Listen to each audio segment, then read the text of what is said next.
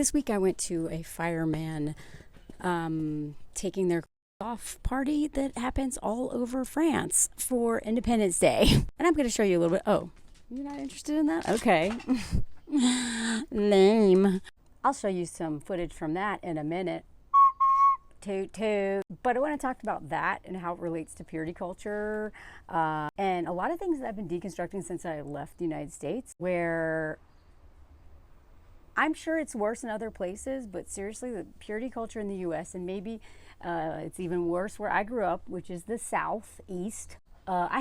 Every day I learn just how much purity culture is at the center of so many of my problems. I'm also going to talk about a Schmegs Club I went to. All kinds of fun things in this video. If you want to see the full 13-minute video of the fireman, go to my Patreon.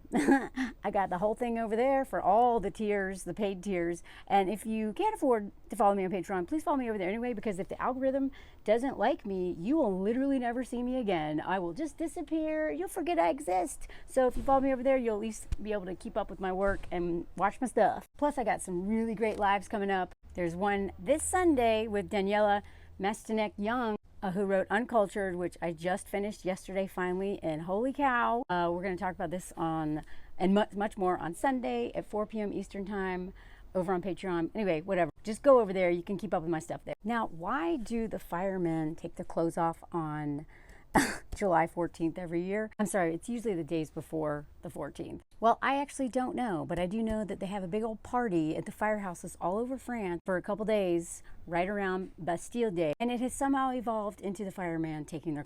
Now, I don't necessarily think firemen are hot. I don't even care about this stuff, but I want to talk about other things about this and how it relates to purity culture.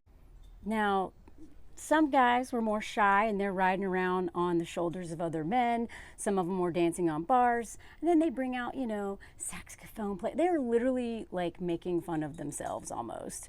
Again, shyer guys are on the bars with their tops on. Some of them take their tops off. This is the beginning of a whole show. This dude literally played the saxophone for like a good 3 minutes. Then they had a show where this fireman was lifting weights and then got a call of a damsel in distress. So then his little buddies come over and they're all like, "Whoa, whoa, whoa, whoa, whoa." They put on their gear and they're like, "I love you, man. I got you, bro." They have a little moment and then they rush off in the fire truck to the building next door, where they have created a fake fire with smoke and everything. And we all watch from the firehouse as this whole scene plays out like a play. So then the fireman saves this lady wearing the shortest shorts ever. Look, she's even got a sheets tied, thrown out. We watched this whole hero crap. I'm not even joking. Literally, fake saves a lady, probably a fire woman, pretending to be a damsel in distress. And then they come back to the firehouse, and I've got a good place near the stage to watch the whole show. And they come in with this Darth Vader stuff. This is their fire outfit, y'all. It looks like their helmets look like Darth Vader, and they march all through there. Where they slowly take everything off, glove by glove. Coordinated dance, y'all. They paid someone. Oh, here we go. They're gonna take the jackets off. Oh, they pour water all over themselves. Yep. Touching themselves. Bring out a ladder. Start doing this stuff. And then one by one, they take each other's shirts off. Watch this. Watch this. Take it off. Take it off. Every single guy, they did this to each other. I love it. Then they climbed a ladder, had a little flag. And I can't show you the rest. You'll have to go to Patreon because they take the pants off too. No, seriously, they take too. Anyway, I have so much footage like that from many years of going to this show, the Bal de Pompiers. So there were just as many men there as women, maybe even more. And I would be willing to bet most of them were cishet men because they were dancing with women, making out with women. The whole town was there, all ages, babies in strollers. I took a break from dancing and there was literally kids playing hide and seek on the couch that I was sitting on while I took my break. So this is a big party. It was we danced, people drank. I'm sober. I go to this stuff. You don't want to see me drunk. I'm way more fun sober. I'm narcoleptic. I just pass out. Danced really hard. Everyone's partying. It's a family event. all ages. It's not like a bunch of like desperate women going there to watch men take their clothes. No, it is a family.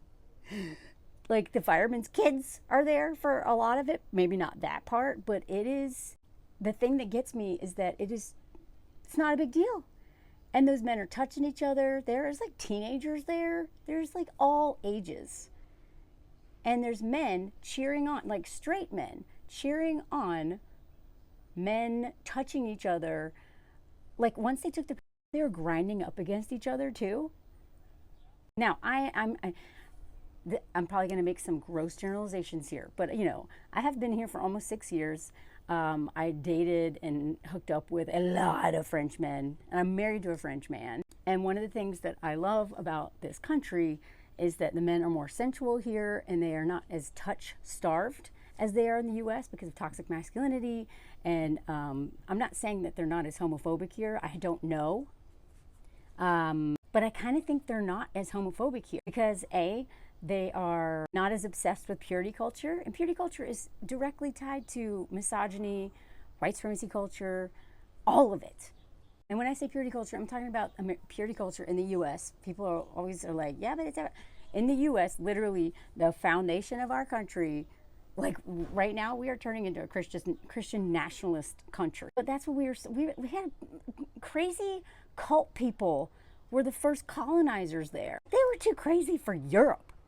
They were like, we don't want you. You religious nut jobs, go over there. Pilgrims, religious freaks. So much of our country is based on like super puritanical bleh. And it seeps out in all areas of our life. And one of the big ways it does is our relationship to pleasure and our bodies and sensuality. One of the things that I notice, is not just me, a lot of other immigrants here have noticed that, and it's not just in France. I've traveled a lot of places and I've lived in several countries, but this is the country I've lived the longest outside of the U.S.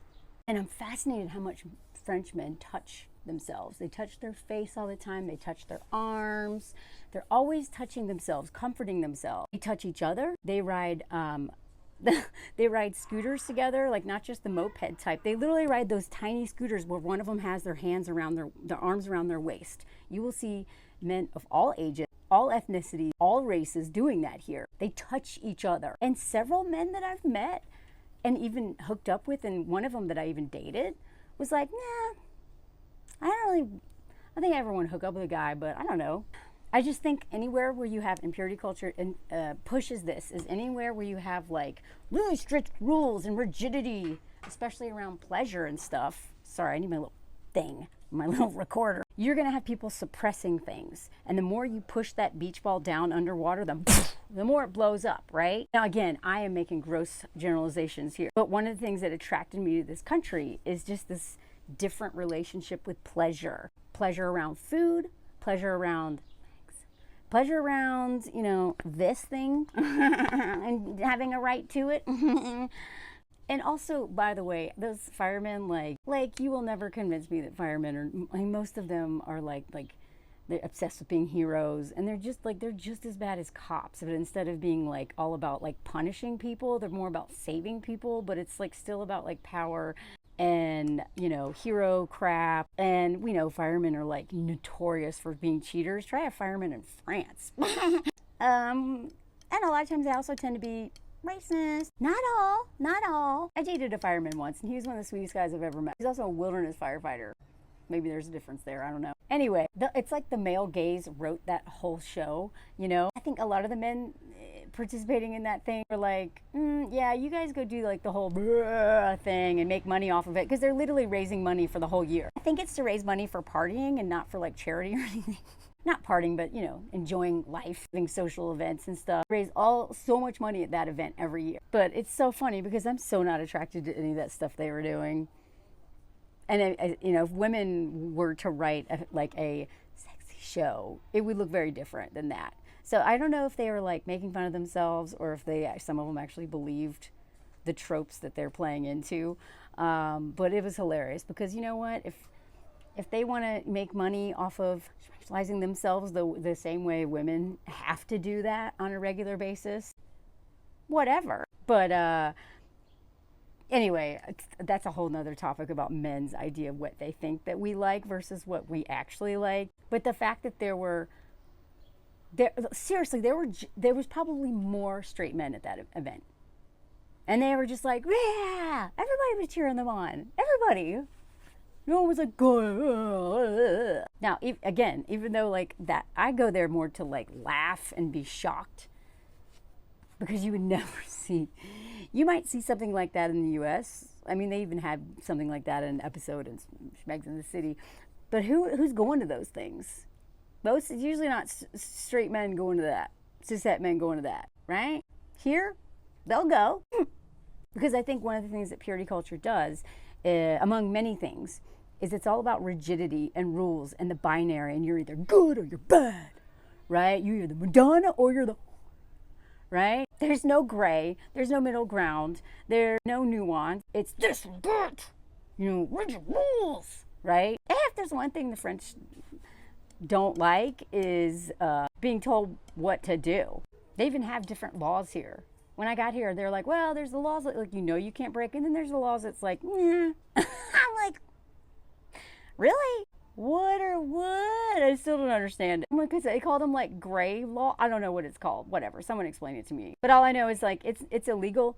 This is illegal here. But it is smoked and dealt right outside of my apartment all the time. It's openly smoked everywhere. I'm sure that law is enforced much differently with more racism as well. But in general, no one seems to be afraid of that one. So anyway, one of the things that I found fascinating when I was here is that, yeah, part of that whole purity culture is that Madonna thing, right? And men here, which is very confusing, and I wrote an article about it for the Washington Post several years ago, a reported story. Dating in America is so casual and friends men tend to commit instantly, but do they really mean it? Because in the U.S., it would take forever for men to commit. Whereas here, a lot of times they're committing immediately. But also, it's hard to know who wants to commit here because the men will hook up with you, cook you breakfast, give you a little massage, talk to you, treat you like a girlfriend, and then never call you again. Like all of like the rule, not rules, but like everything that I learned navigating dating in the U.S., I had to completely like just throw down the toilet and start over here, because it was so weird that my hookups here treated me like a human being, that I always thought they liked me. No, I can go over that article if y'all want to, but like one of the interviews was with a British expat here, and I say expat because she's probably here temporarily versus wanting to like fully immigrate here. I am an immigrant because I'm not leaving, I hope. But she, the culture is different here. Like one guy was like helping her with her French homework, helped her buy a bike, was texting all the time, very reactive, very present, until they hooked up, and then he never called her again. You know what I mean? Whereas like in the U.S., when I'd hook up with dudes, they literally we'd sleep together, they just, tie that rubber up in a knot, throw it in the trash can, walk out the door, and block me on their way out the door. You know what I mean? Like the way that this like Madonna thing is so extreme in the U.S. that I was like, what is this? Why are you talking to me? I thought we were just forking. What do you mean you want to eat together after you've already been inside me? I thought now, like, you're done. Yeah, I mean, that doesn't mean they want to hang out with me anymore, but they're going to make the most of that evening. Again, gross generalizations here, but I think a lot of that is tied to purity culture and this, like, dehumanization of women especially, although it's dehumanizing to men too, but it's just like you're either this or you're that, nothing in between, right? You're either gay or you're straight, which even though like purity culture doesn't even want to support any of that, but like you can't just like be in a spectrum of anything, right? You're either eating clean or you're just whatever the word is, everyone's on a diet all the time, like, or you're just gluttonous. Where over here I'm like, look at this, people just having like a dessert regularly.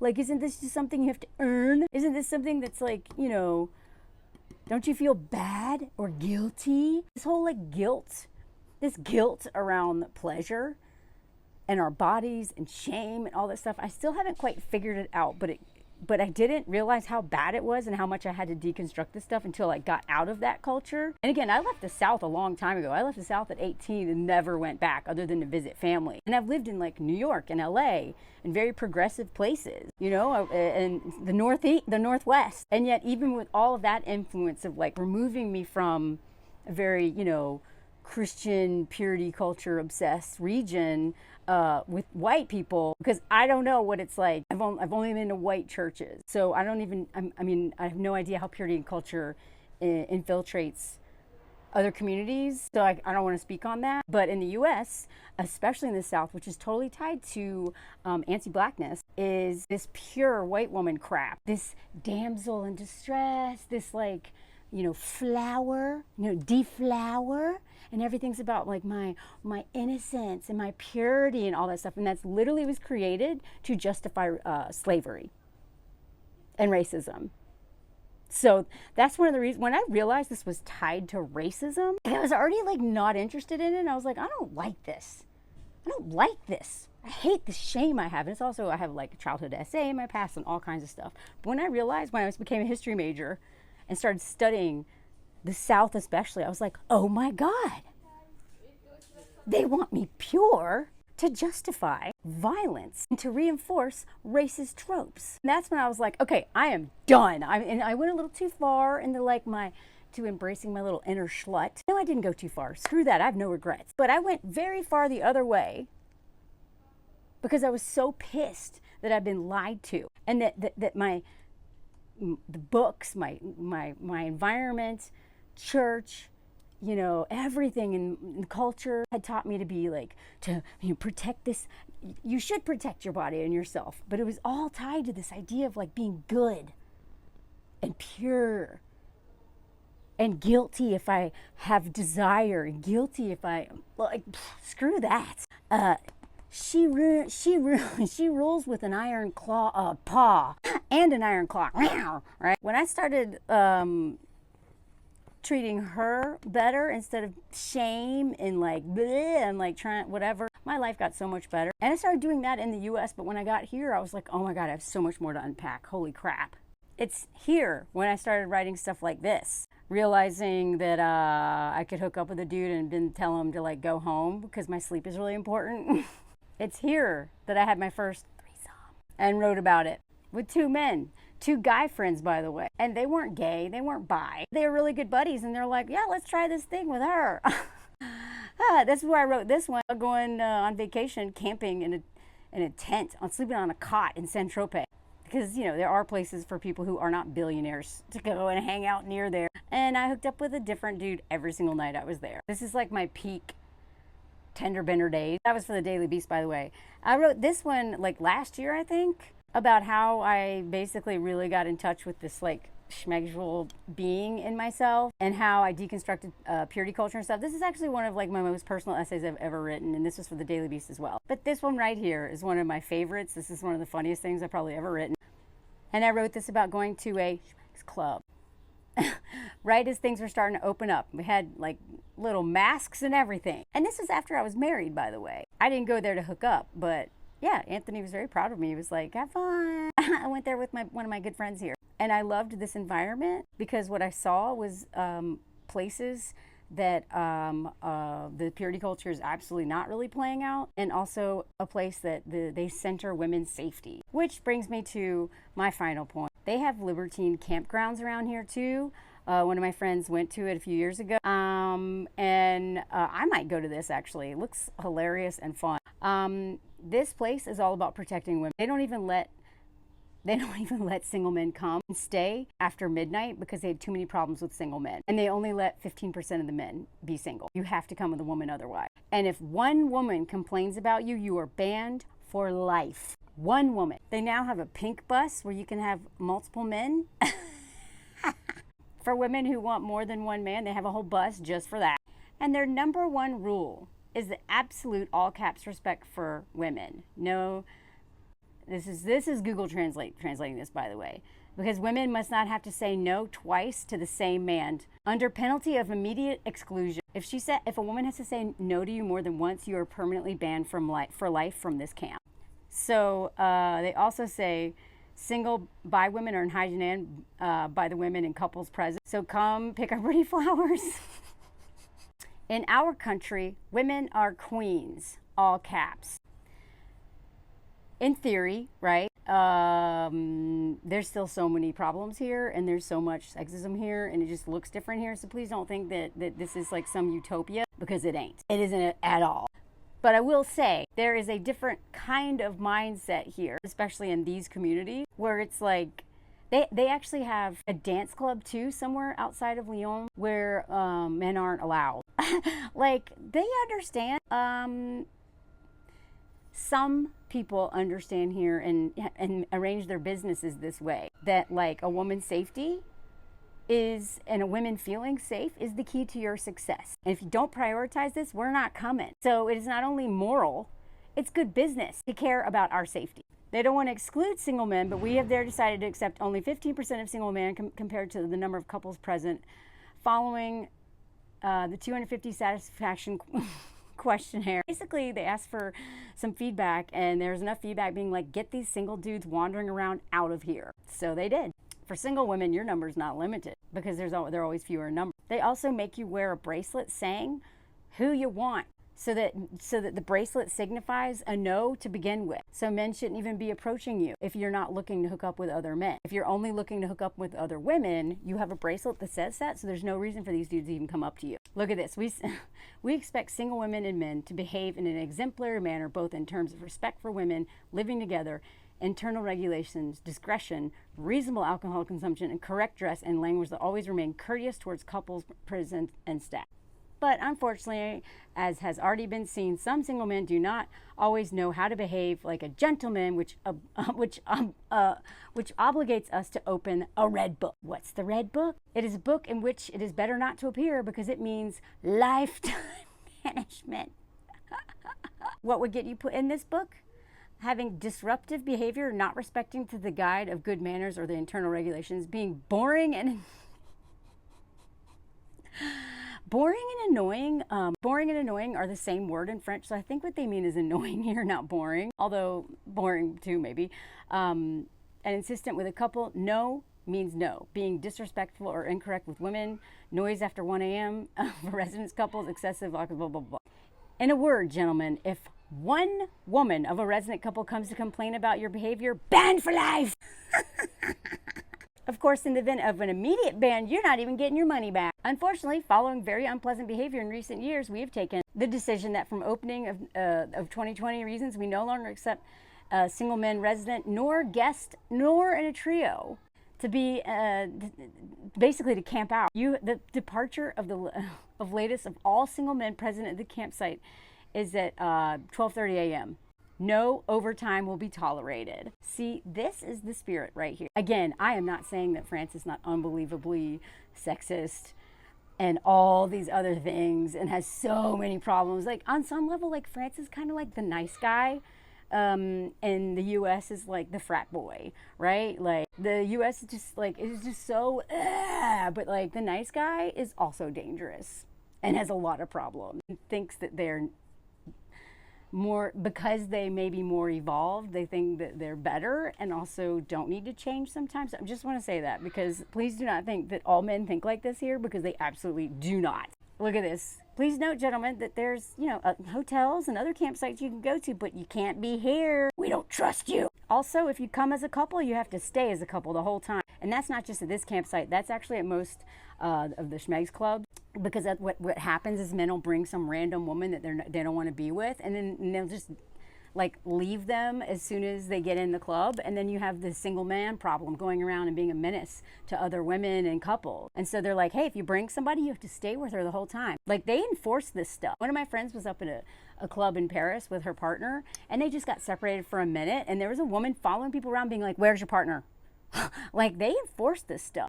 Look at this. For example, we do not want to see Madame at the swimming pool in Monsieur in the naughty little woods.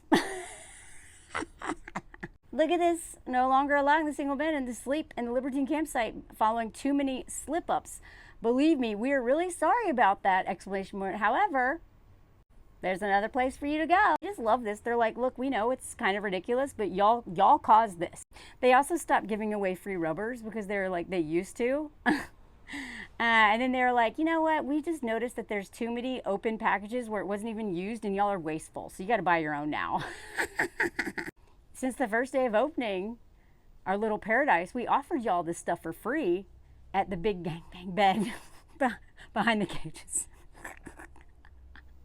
But unfortunately, y'all can't have nice things. And we know that people are filling their pockets with them.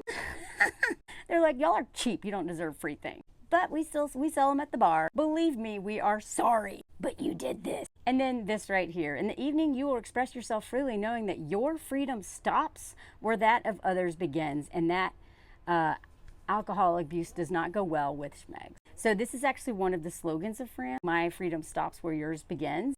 And they incorporated it into the Schmegs Club. Perfect. They also enforce quiet hours. They're like, look, y'all are keeping people awake.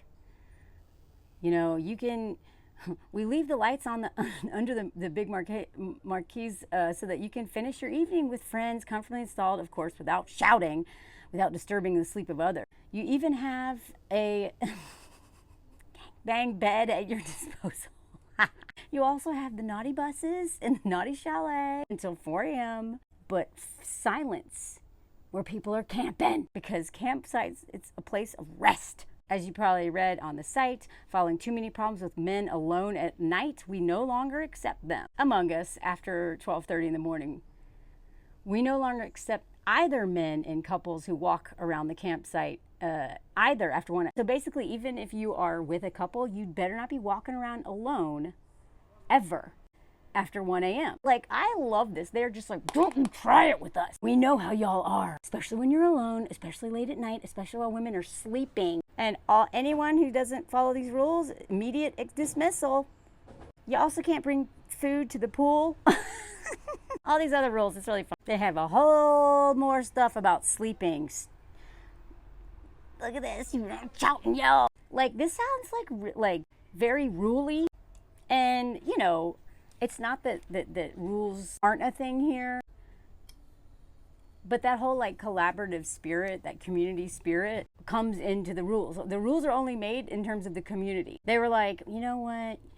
When y'all are horny, you're like kids sometimes. You just want to do whatever you want, especially you men. You men are like this. So all the rules are basically about men and how ridiculous they are. And they're like, you know what? You do not want to be on our list.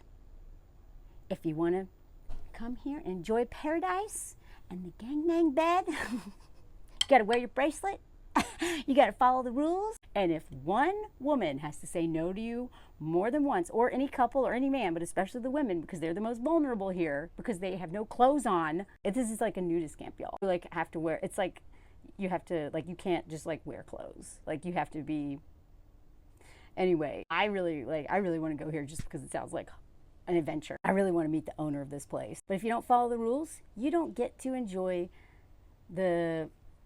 all of the stuff. And it just reminds me again of how a lot of men want the freedom. And, you know, one of my mutuals has been talking about this lately. This is what I talk about a lot with the king baby stuff. They want the freedom and the power of a king, and the unconditional love of a baby, and no consequences of a baby. So men come to these places and they just want to be free to do whatever they want, as if we should trust them, even though they are so reckless and self-destructive and selfish and entitled and irresponsible. They're like pissed when there are rules. So you know what? It takes other men to keep them in line. And that's why this club is successful.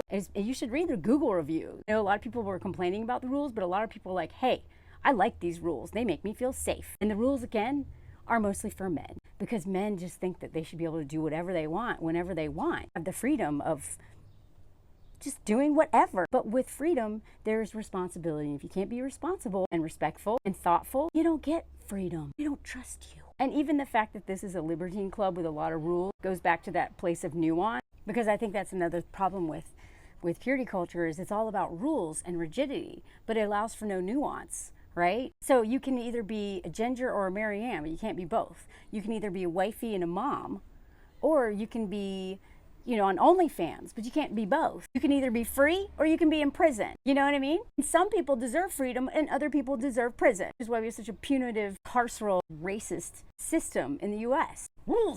Freedom, but only certain white men get all that freedom. King babies get to do whatever they want. Even when they literally shoot up a church, they're taken to McDonald's. Whereas a black man or a black woman is driving a car or calls for help with domestic violence and is dead because the protectors only protect some people. So again, I'm not saying that France is unbelievably racist and sexist and has all the same problems. They just look a little different over here, and they're also not talked about here, and they're hidden here.